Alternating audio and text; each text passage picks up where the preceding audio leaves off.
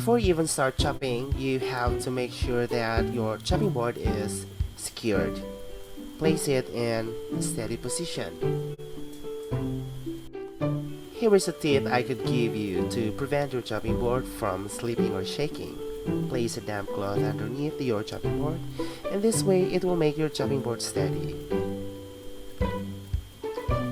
Here are some important things that you should remember. Make sure you're gripping your knife properly. You need to put your thumb and index finger at the very back of the knife and wrap your fingers around the handle to firmly grip it. This way, it will give you a good control of the knife. It may be uncomfortable at first, but in time, you'll get used to it. Sharpen your knife and make sure it's free of dents, as this may result to uneven cuts.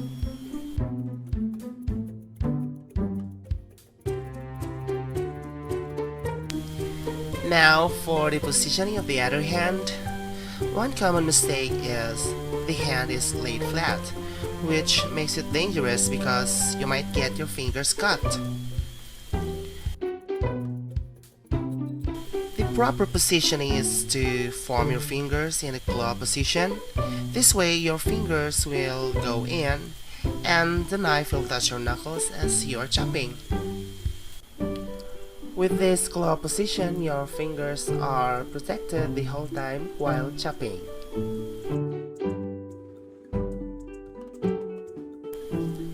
Another common mistake is the slicing motion. Some chops aggressively that results to uneven cuts and may even cause accidents.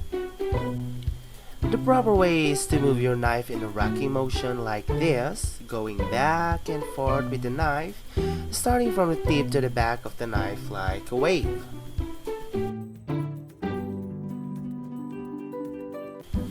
So now that you know how to hold your knife, we're going to start with the common vegetable cuts you see on recipes. First is the baton. Form the carrots into a rectangular shape and start cutting the carrots horizontally, and remember to position your fingers in the claw position while cutting the carrots. Also, remember to properly grip your knife.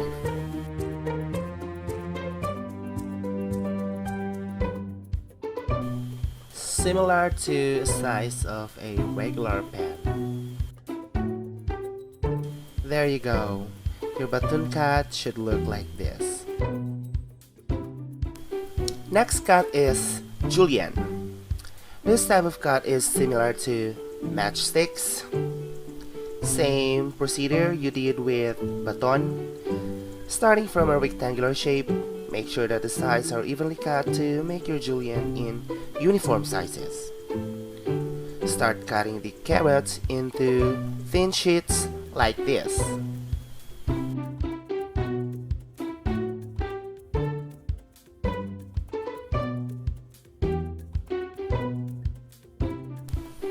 Again, the same position of your fingers and proper gripping of your knife. Stack up the carrot sheets, then gently and skillfully glide your knife that your cut should look like this.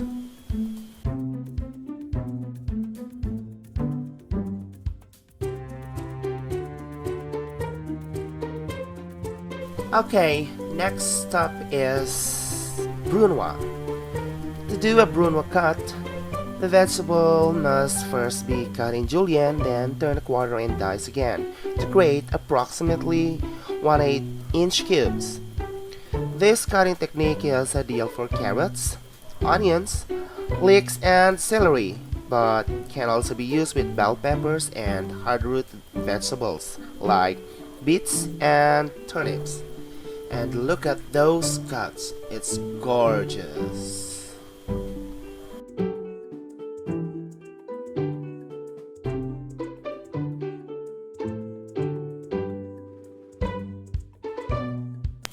Okay, we're done with the brunoise. Let's move on to our next cut. This is the chiffonade cut. The chiffonade method is best for cutting herbs into long ribbons. Stack fresh basil or mint leaves Roll them up tight and cut across. Hamburger style.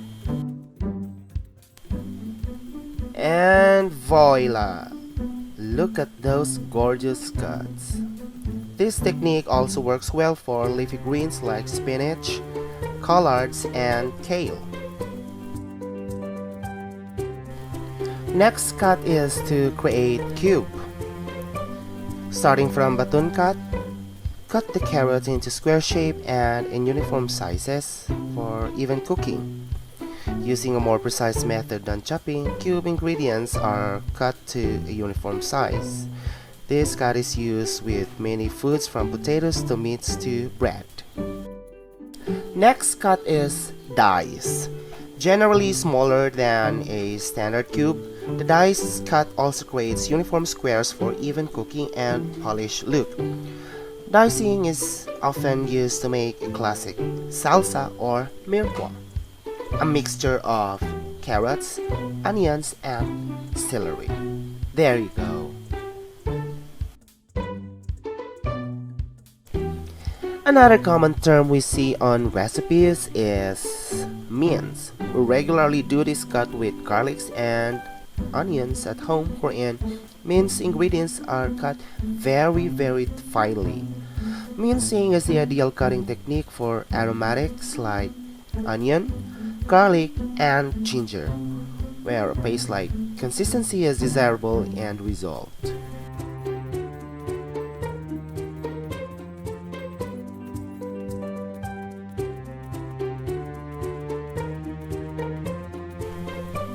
Rocking your knife in this motion, this is how your mince would look like. Gorgeous.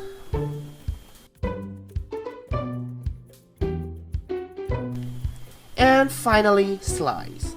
Slicing is a general term that means to cut across the grain into thin, uniform pieces. Almost every fruit or vegetables can be sliced, as well as other ingredients like cheese and bread. Here, let's grab a piece of carrot and remember to position your fingers in a glove position and gently glide your knife. And there you go, your thinly sliced carrots.